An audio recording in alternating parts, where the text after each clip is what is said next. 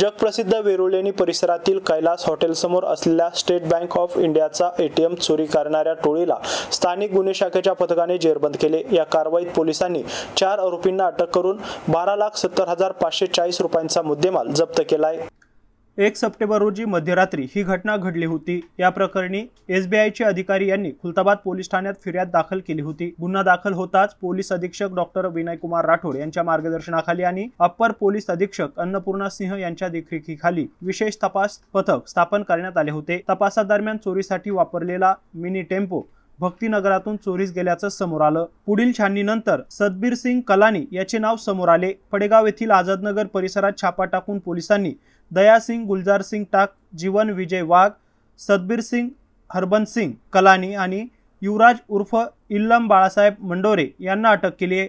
चौकशी दरम्यान आरोपींनी गुन्ह्याची कबुली दिली। त्यांनी मारुती स्विफ्ट मिनी टेम्पोच्या मदतीने एटीएम मशीन उचलून नेले। तारांगण सोसायटी परिसरातील बांधकाम सुरू असलेल्या घरात वीज पुरवठा घेऊन कटरच्या साहाय्याने एटीएम फोडून रोकड वाटून घेतल्याचं उघड झालं।